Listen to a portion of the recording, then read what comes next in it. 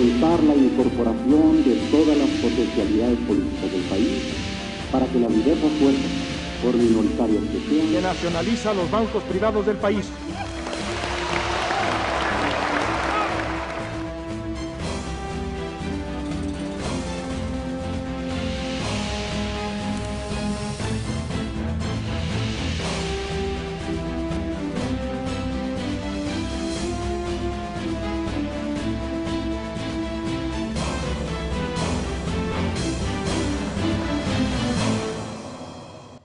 En 1976, al finalizar el gobierno de Luis Echeverría, una palabra dolorosa y persistente entró al vocabulario de la sociedad mexicana, la palabra crisis.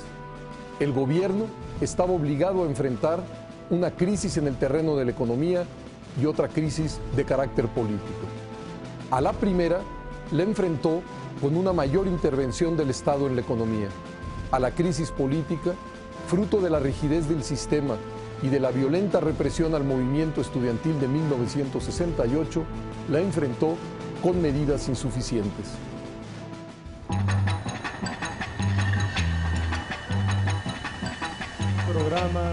Durante el gobierno de Echeverría, el crecimiento económico cayó de 7.6% en 1973 a 1.9% en 1976. Por primera vez en 20 años, el peso se devaluó. De 12.50 pesos por dólar pasó a 23. El nuevo tipo de cambio debe ser determinado en condiciones de libre convertibilidad, atendiendo fundamentalmente a las fuerzas económicas reales del mercado. En la política era patente el fracaso de la estrategia del gobierno de Echeverría para cicatrizar la herida que había dejado la matanza de Tlatelolco.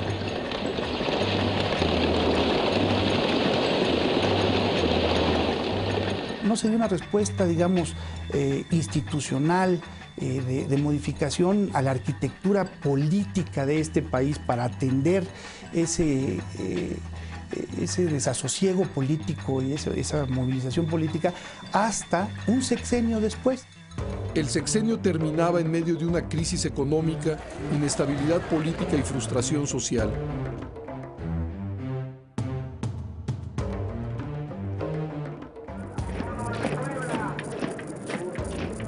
Ello se conjugaba con una polarización política que se manifestaba en múltiples conflictos en el país.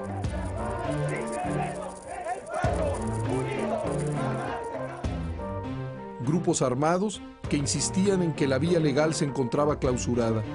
Una guerra sucia para enfrentarlos.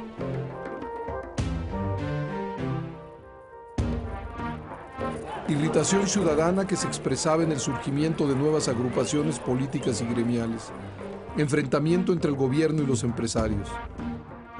Si el sistema no se abría, todas estas fuerzas iban a encontrar caminos no deseados, pues para llegar al poder.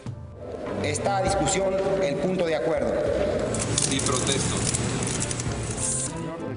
El marco institucional era incapaz de dar cabida a la pluralidad del país. Dispensado, señor presidente. ¿Quisiera usted hacerse cargo de todo esto? Me dice así con el índice, refiriéndose a los símbolos nacionales, a los símbolos del poder de la República. Le digo, pues sí, señor presidente, ¿cómo no? Uy, voy a decir que no, pero... Entonces me dice, bueno, pues entonces, el próximo lunes, esto sucedía el viernes de la semana anterior, el próximo lunes, que es 22, viene usted aquí a Los Pinos porque aquí la proposición se la van a hacer los sectores del partido. ¿Protesta usted cumplir la declaración de principios, el programa de acción, los estatutos del partido y en caso de que el voto popular lo favorezca en los comicios constitucionales? Sí, protesto.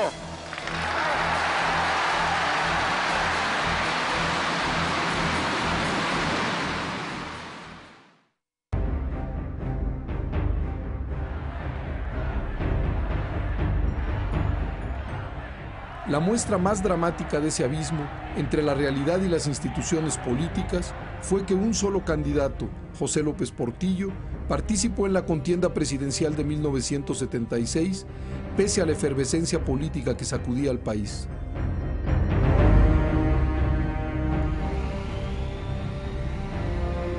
En México, el candidato López Portillo realizaba solitariamente su campaña sin contrincantes.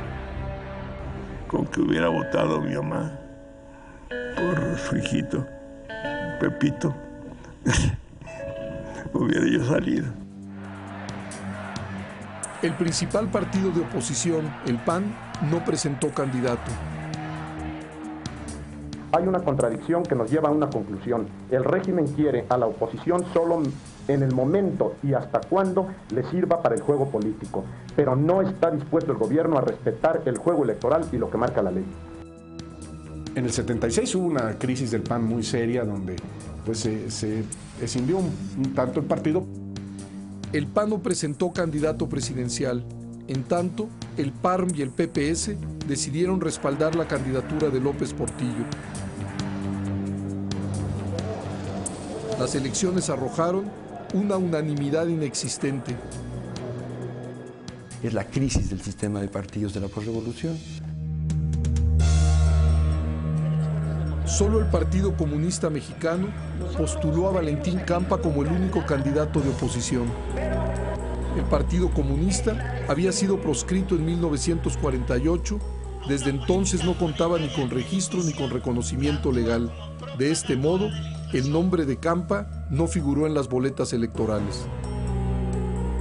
En 1976, aún sin registro, el Partido Comunista hizo una alianza con otros grupos para lanzar la candidatura presidencial de Valentín Campa.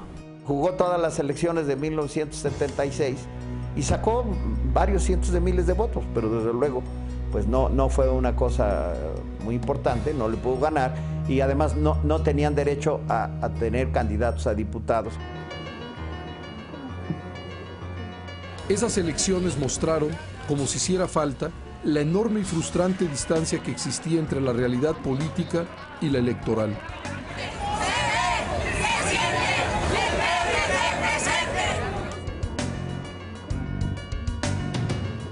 Las elecciones eran rituales poco atractivos porque ganadores y perdedores estaban predeterminados.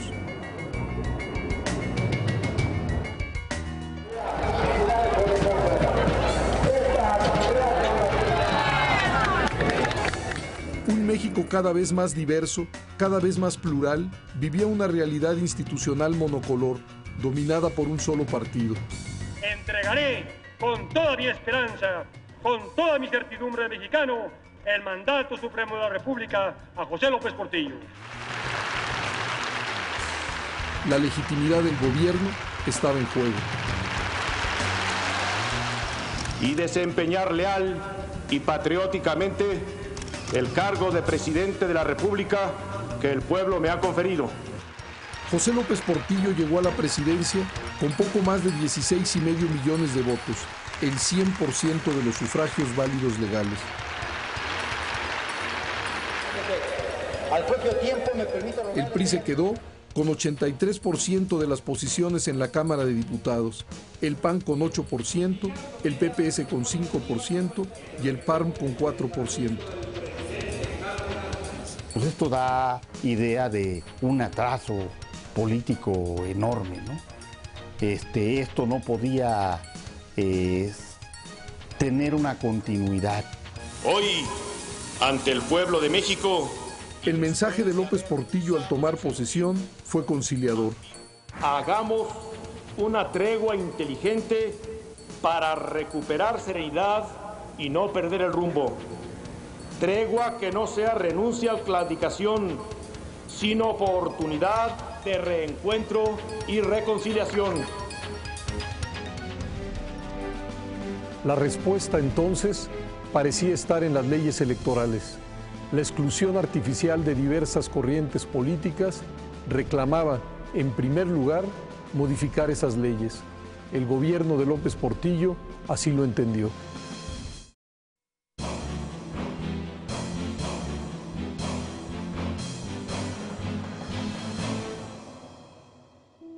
Para 1977, los conflictos políticos y sociales habían crecido. En las universidades, en el campo, en los sindicatos, en las colonias populares, se multiplicaban las voces y los conflictos. Y mientras, y de manera paradójica, del mundo electoral emergía un México de unanimidades.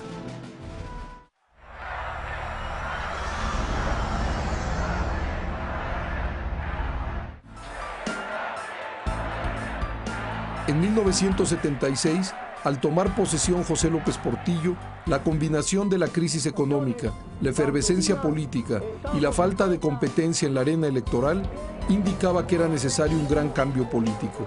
Porque ya el sistema priista estaba en decadencia, ya empezaba a mostrar sus fisuras, de ahí la inteligencia con la que Reyes Heroles propuso leyes de apertura que permitieran pues un mayor pluralismo democrático en México. Vio la realidad. Reyes Heroles era un hombre sumamente inteligente, un hombre de Estado, que no es lo mismo que un político, y por eso yo creo que fue él quien llevó a cabo esta reforma política jurídica.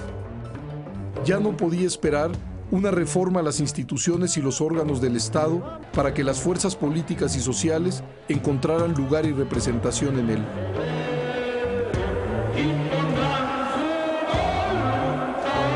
Y eso fue el punto de arranque, ¿no? Si esto sigue así, lo único que podemos esperar es que continúe la confrontación y el conflicto político y el uso de canales no convencionales, la guerrilla, insurrecciones, violencia.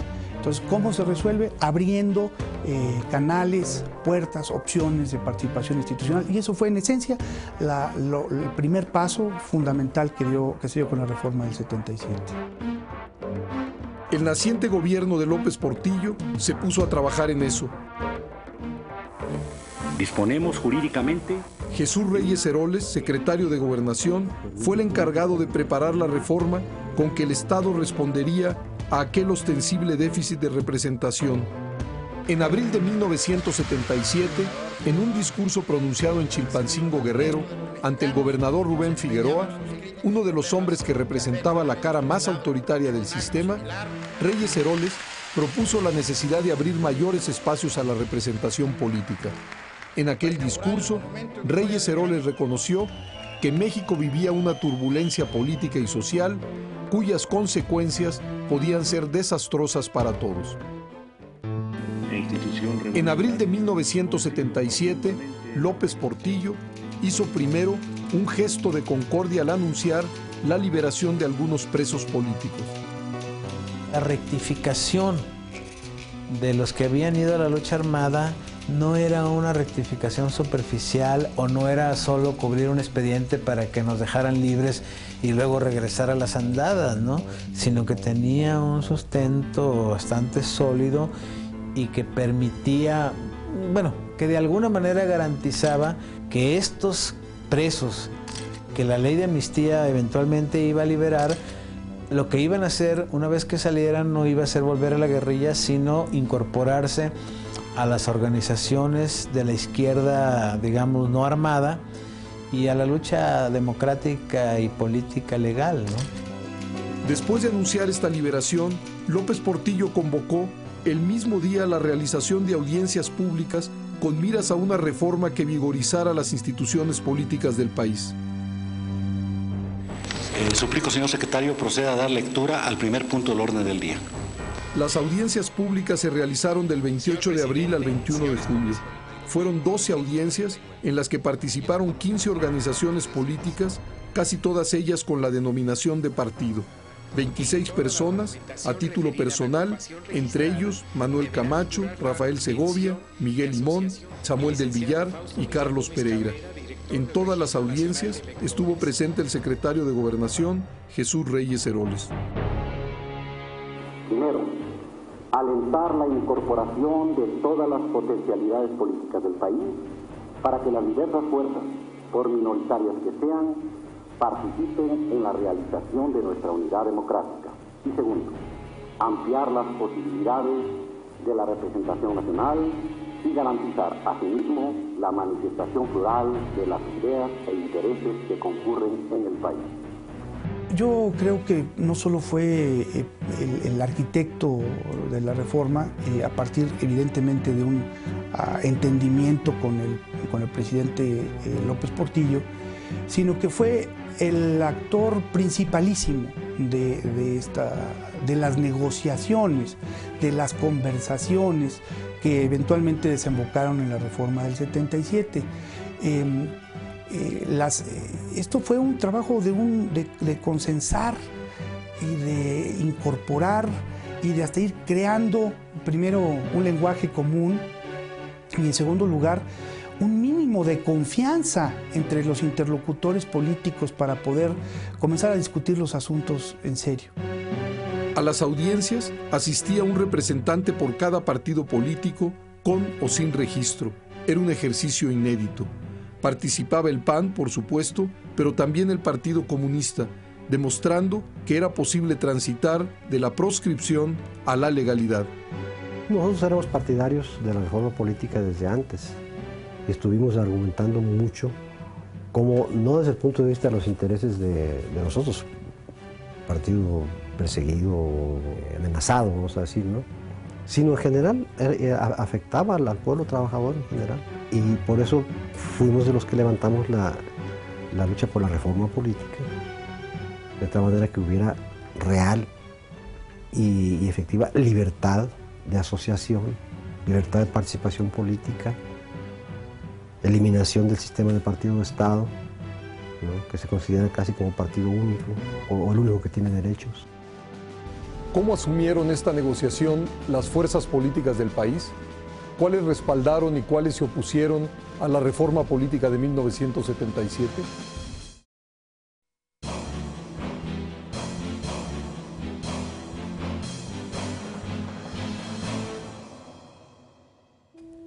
Quienes diseñaron la reforma política de 1977 reconocieron que el mundo de las instituciones mexicanas expresaba una falsa unanimidad, producto de leyes electorales restrictivas que vedaban el paso a la oposición.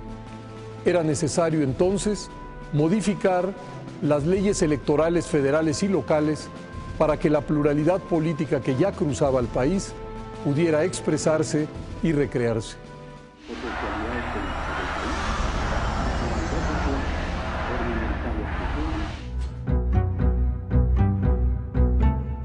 Un solo dato muestra, elocuentemente, las limitaciones de una ley electoral heredada desde 1946. En 5 elecciones federales sucesivas, 1964, 67, 70, 73 y 76, no se registró a un solo partido político nuevo. En 1963, el Partido Comunista y otros grupos de izquierda, que venían del Movimiento de Liberación Nacional, intentaron crear un frente electoral, un partido electoral, y trataron de cubrir el requisito de ley. Probablemente lo cubrieron, pero el gobierno, que era el que tomaba las decisiones sobre los registros electorales, decidió negar al Frente Electoral del Pueblo el registro.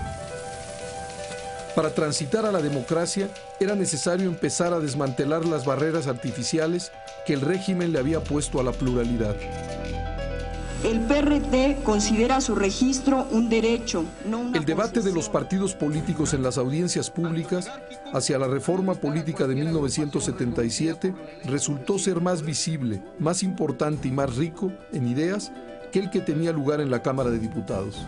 Por la misma razón, la mayoría de los actores políticos asumieron una actitud constructiva en las negociaciones de la reforma política de 1977. Pero por supuesto, también había serias preocupaciones.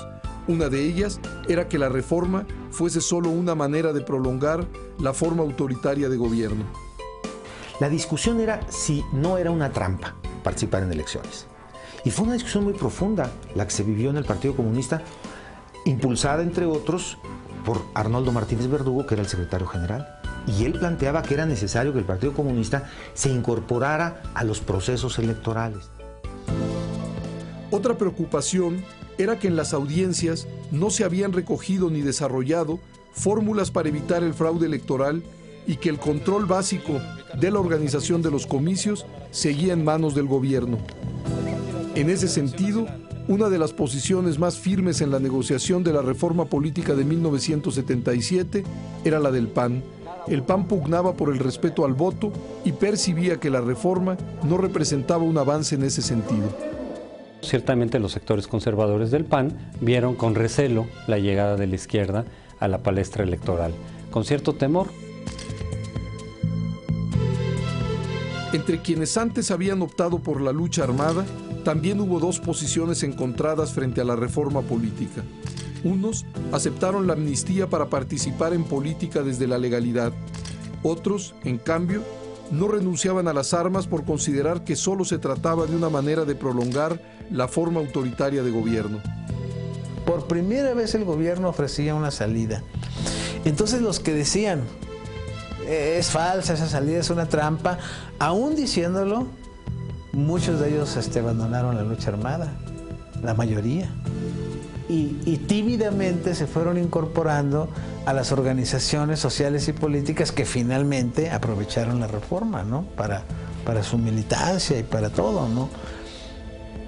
Y solo hubo dos grupos que como tales grupos no aceptaron ni la reforma ni la amnistía. Uno era las FLN, antecedente del EZLN, y el otro era el PROCUP, antecedente del EPR, ¿no? Otra posición contraria a la reforma política de 1977 era la del Partido Mexicano de los Trabajadores, encabezado por Heberto Castillo. En el PMT se pensaba que la reforma los excluía. Hacen una reforma a la medida del Partido Mexicano de los Trabajadores, pero no para que entre, sino para que no entre. Pero incluso dentro del PRI y del gobierno también había oposición a la reforma política de 1977. Reyes Heroles debió convencer o vencer a organizaciones priistas del calibre de la CTM, así como a líderes de la influencia de, por ejemplo, Fidel Velázquez o Joaquín Gamboa Pascoe. Teníamos pues el apoyo de los diputados. El líder de la Cámara de Diputados era el licenciado Rodolfo González Guevara, la aversión hasta el Senado. Yo estuve presente en varias discusiones entre Reyes Heroles y Joaquín Gamboa, ¿no? Cuando don Jesús anuncia la primera, el presidente del partido es Sansores, y Sansores se indigna, publica una serie de cosas contra Reyes Heroles, amenaza con hacer del PRI un partido obrero, que es una de las tonterías más grandes que he oído en mi vida.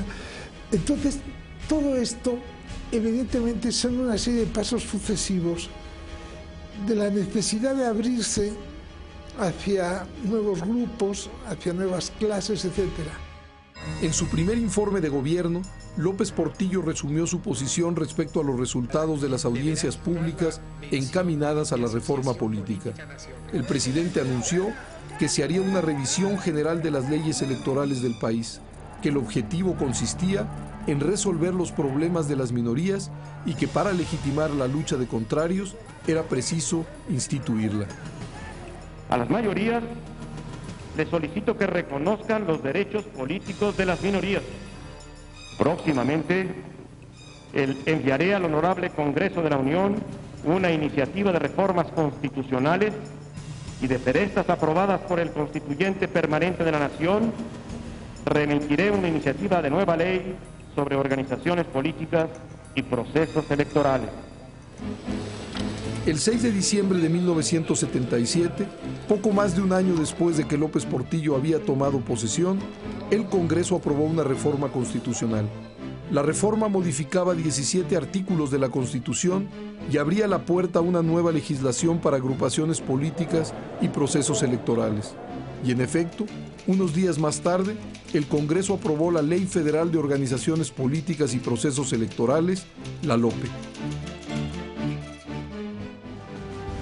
¿Cuáles fueron los principales puntos de la reforma política de 1977 y cuáles sus consecuencias inmediatas en la vida del país?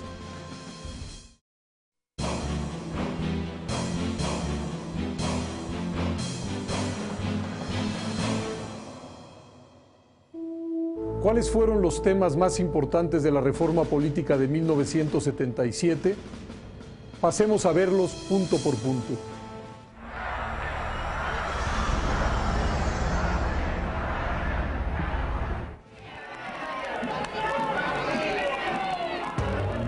Por primera vez la Constitución de la República otorgó a los partidos políticos el carácter de instituciones de interés público y nacional.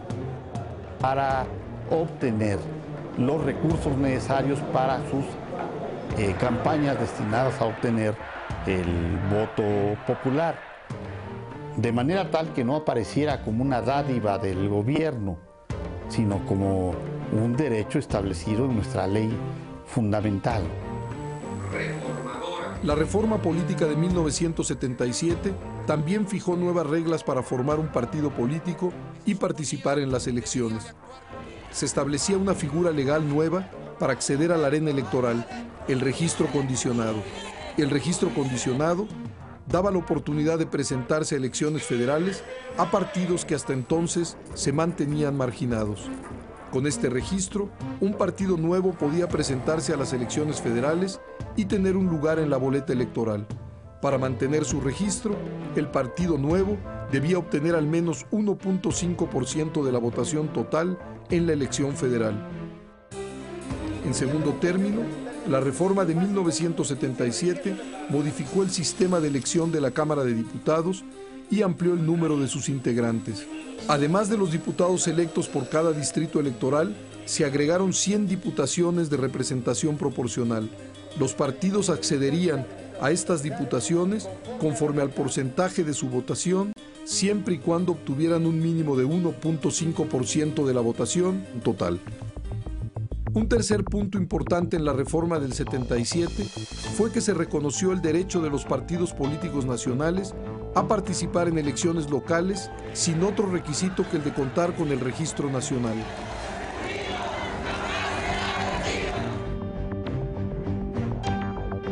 En suma, la reforma del 77 amplió la gama de la representación política del país para incorporar a los partidos políticos que hasta ese entonces habían sido marginados. La reforma sentó las bases de un sistema de partidos y dio vitalidad a la competencia electoral. La inserción en la competencia por las diputaciones de representación proporcional representó la oportunidad de salir de la lucha clandestina, de salir de las acciones en términos de la organización de sindicatos y de centrales obreras a la lucha ciudadana, a la lucha democrática. La reforma política puede marcar un nuevo sentido a nuestra revolución, respetando sus esencias y sus principios originales. La reforma político-electoral de 1946 había centralizado, controlado y restringido la vida partidaria. En cambio, la reforma de 1977 abrió y enriqueció el sistema de partidos, los dotó con derechos políticos y transformó la Cámara de Diputados. Mi amigo y colega Arnaldo Córdoba dijo entonces que se trataba de una revolución política. Y muchos no le hicieron caso, los que criticaban lo limitado de la oferta reyes-heroliana y de López Portillo, y si era limitada, sin duda. Pero tuvo toda la razón. Se abrió una revolución política pacífica, por fortuna, por las vías institucionales, que nos trajo a un cambio tan profundo como el que estamos viviendo, sin grandes convulsiones, ¿no?, que pusieran en peligro el orden público en México. Justo es decir, que la iniciativa de esa transformación correspondió al gobierno y a su partido, el PRI. ¡Libertad política! ¡Libertad política! ¡Libertad política! ¡Libertad política! Esta reforma fue la respuesta a una necesidad política, fue la respuesta a conflictos que iban en aumento y a una realidad que ya era insoslayable. El gobierno pudo definir y modular el contenido de las reformas, pero no sus consecuencias, ni siquiera las más inmediatas.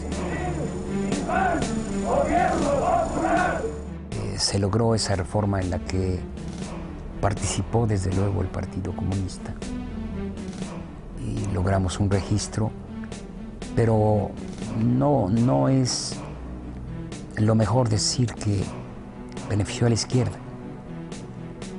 cambió el sistema político del país. Abrió los caminos a una oposición real. De cara a las elecciones federales de 1979, 3 partidos obtuvieron su registro condicionado. El Comité Central del Partido Comunista Mexicano. El Partido Comunista Mexicano, que había sido fundado desde 1919 por líderes de trabajadores e intelectuales. En que solicitamos nuestro registro como Partido Socialista de los Trabajadores. El Partido Socialista de los Trabajadores, fundado en 1975. Venimos a solicitar el registro. Y el Partido Demócrata Mexicano, fundado en 1972 por grupos católicos que habían simpatizado con los movimientos cristero y sinarquista. Por la ley de organizaciones políticas y procesos electorales.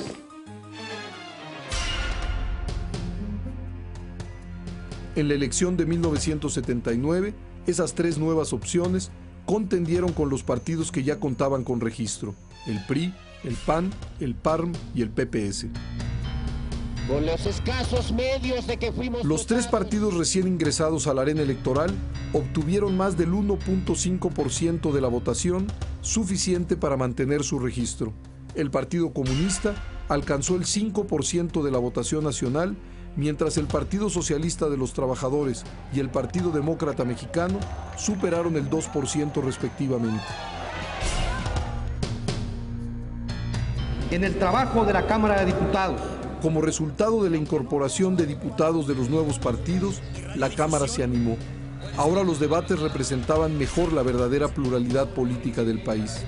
De ser un circuito absolutamente dominado por el PRI, la Cámara de Diputados se convirtió en escenario de controversia, lucha, denuncia y negociación. La pluralidad de ideas, posiciones y propuestas empezó a ser parte del paisaje de la nación. La reforma político-electoral animada, con mucha visión, porque Jesús Reyes Heroles es como la piedra fundadora de la democracia mexicana, como la fecha de nacimiento de la democracia, ¿no? Creo que el 77 fue el reconocimiento de que la uniformidad y la unanimidad en México terminaban. Aunque se redujo la presencia del PRI, este conservó la mayoría con 70% de las curules, es decir, 296 diputados.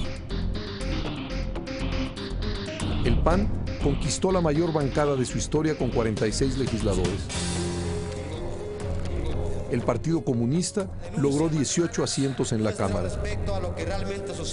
El PARM alcanzó 12 curules y el PPS 11. El Partido Demócrata Mexicano y el Partido Socialista de los Trabajadores obtuvieron 10 diputados cada uno. Por primera vez en la historia moderna de México, en la Cámara de Diputados estaban representados 7 grupos parlamentarios de partidos con registro nacional. Ello imprimió mayor dinamismo no solo al ámbito legislativo, sino a la vida política del país. Bueno, fue un paso adelante muy, muy importante, sin duda alguna, porque permitió que la oposición entrara a las cámaras, porque le dio mucha mayor margen de libertad a los partidos políticos, pero por desgracia, este avance político indudable que tuvo lugar bajo la presidencia de López Portillo, gracias a Reyes Heroles, se vino abajo por el desastre económico al que llevó la incomprensión, la falta de capacidad de gobierno y sobre todo la falta de capacidad de pensamiento económico del propio presidente López Portillo. Con ese ánimo de pluralidad, los mexicanos llegábamos al fin de la década de los 70s. En los 80s el proceso político democratizador no haría sino profundizarse. Los partidos políticos, así en plural, irían a las elecciones, ganarían cargos ejecutivos y legislativos y desde ahí impulsarían más profundas reformas que tenderían a fortalecerlos. Esa era la mecánica del cambio político en nuestro país. No obstante, en breve los mexicanos descubriríamos una nueva tormenta en el horizonte.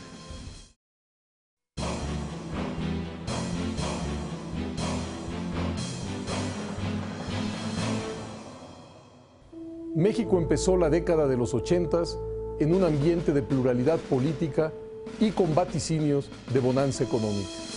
El gobierno de López Portillo no solamente había dado inicio a la reforma política, sino también se había acercado a la iniciativa privada, intentando curar las heridas generadas durante el gobierno del presidente Echeverría.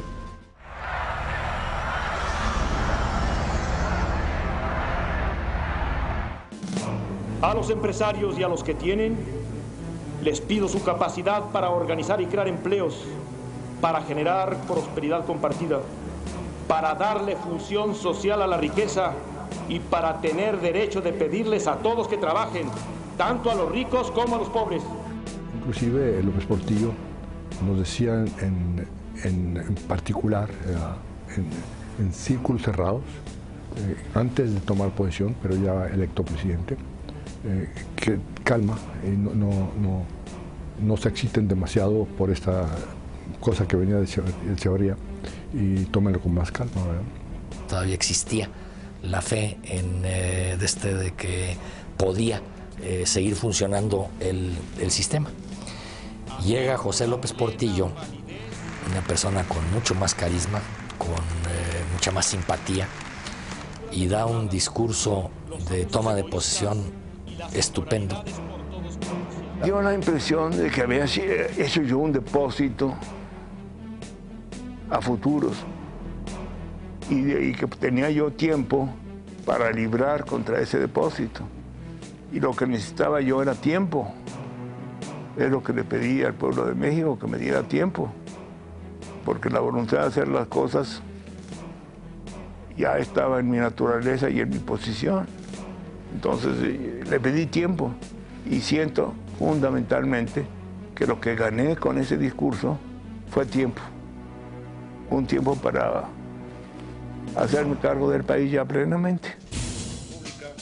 El nuevo discurso presidencial parecía señalar un nuevo rumbo en la vida económica del país. La ortodoxia aplicada por López Portillo al inicio de su sexenio parecía marcar el fin de la política económica anterior. Sin embargo, tal rumbo no se mantuvo por mucho tiempo. En 1978, López Portillo decidió abandonar la disciplina fiscal y aprovechar la oportunidad de financiar el crecimiento económico con la explotación de los enormes yacimientos petroleros descubiertos un año antes.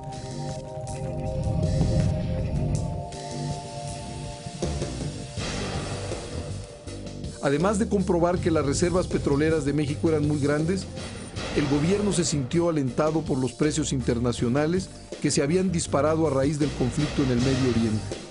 Tenemos ya resueltas nuestras necesidades de hidrocarburos de este siglo y ya exploramos y encontramos reservas que servirán para ser utilizadas por las generaciones de la próxima centuria.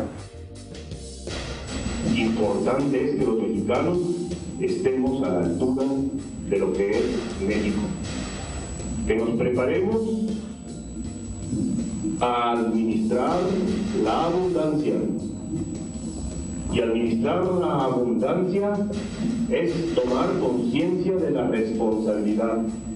Grave, definitivo fracaso sería para México el que, contando oportunamente con el petróleo, no acertáramos a resolver nuestros problemas económicos y, lo que es más grave, los sociales.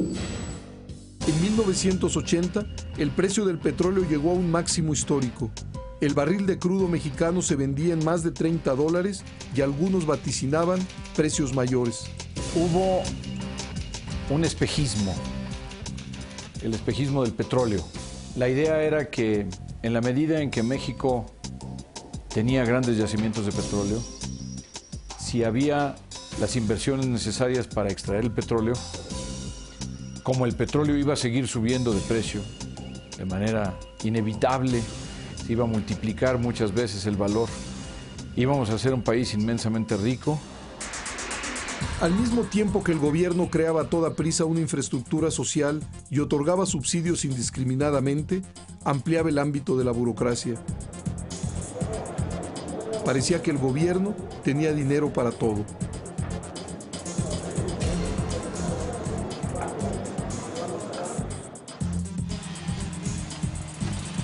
Del sueño de administrar la abundancia, pronto se despertó a una verdadera pesadilla. Durante la segunda parte del sexenio de López Portillo, los precios del petróleo se cayeron. Todos se equivocaron, bueno, pero de camino nosotros hicimos las inversiones, tomamos la deuda para hacer toda la extracción del petróleo y después se cayó el petróleo a un solo dígito, a menos de $10, a 9, a 8 dólares, y por supuesto lo que nos quedó fue una deuda muy grande. Estamos dándole ritmo al valor de nuestra moneda con el desliz,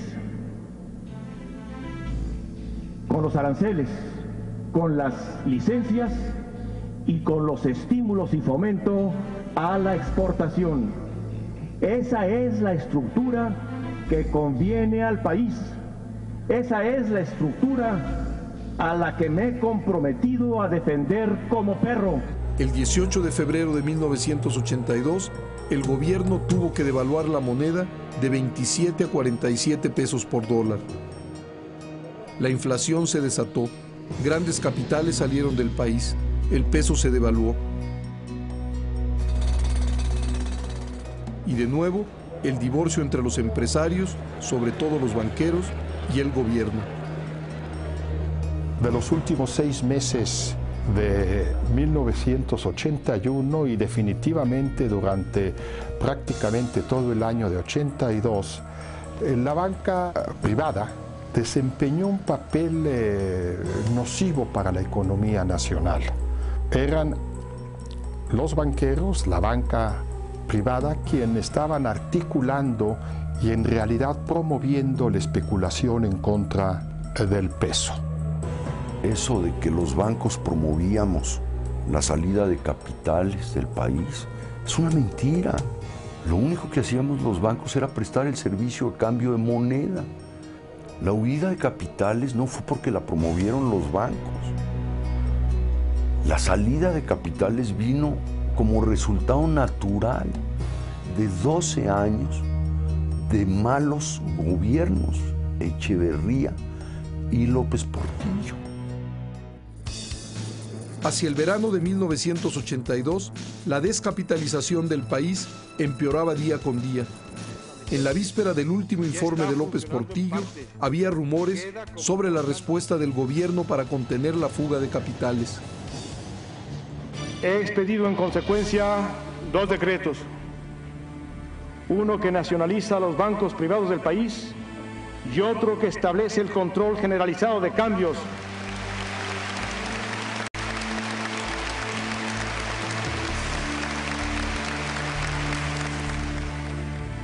Es ahora o nunca. Ya nos saquearon. México no se ha acabado. No nos volverán a saquear. Era tal la salida de dinero que yo no podía quedarme cruzado de brazos. Yo tenía que luchar. Tal vez fue un caso de pasión por la impotencia, pero yo tenía que hacer algo. Tenía que experimentar las 2 medidas que la legislación revolucionaria me permitía: nacionalizar la banca y establecer un control de cambios. En cambio, le dije que la nacionalización bancaria sí representaba enormes riesgos económicos y políticos, y que si se nacionalizaba la banca se corría el riesgo de que la gente retirara sus depósitos. Él me dijo entonces que lo iba a pensar, que él todavía tenía sus dudas y que antes de tomar las medidas me ofrecía consultármelas. El hecho es que me avisó ya con las medidas tomadas en la víspera del informe de gobierno, sin haber consultado. Así es que eso fue para mí pues una sorpresa muy desagradable. Miguel de la Madrid no estaba de acuerdo. El presidente ya electo, Miguel de la Madrid, había sido electo unos meses antes y iba a tomar posesión en unos cuantos meses y él estaba en contra.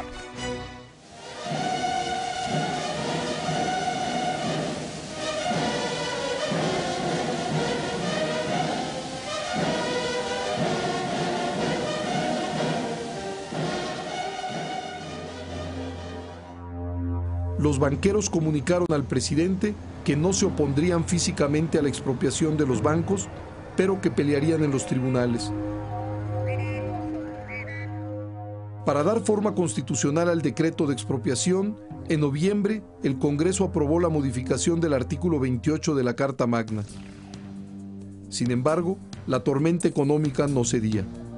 Al final de ese año, la inflación llegaba a casi el 100% y el tipo de cambio controlado a 96 pesos por dólar. Mientras tanto, el tipo de cambio libre alcanzaba los 150 pesos por dólar.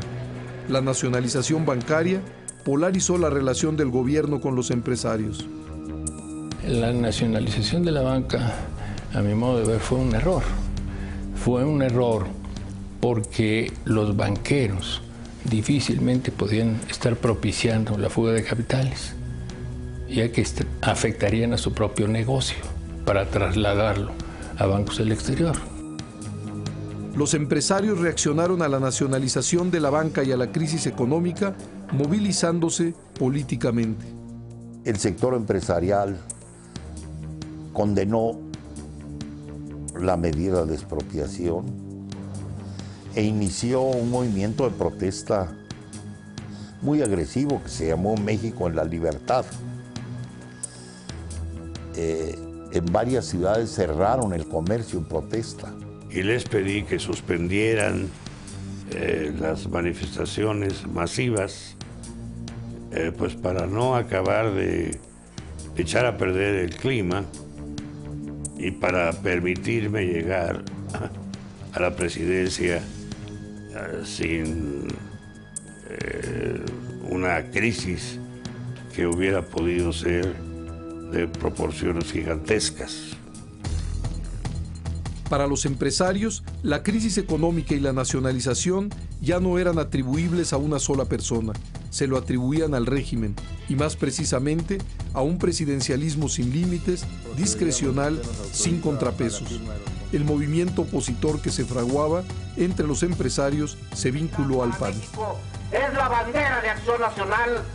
A partir de ese momento, pues la luna de miel que había iniciado a principios del gobierno terminó y pues el gobierno del presidente López Portillo, en mi opinión, concluyó tan peleado como los empresarios o más que del presidente Echeverría. Miguel de la Madrid tomaría posesión de su encargo el 1 de diciembre de aquel 1982. Su gobierno tendría que enfrentar una economía maltrecha, pero al poco tiempo también la iniciativa de un partido Acción Nacional fortalecido que se alimentaba del descontento de los empresarios y las capas medias.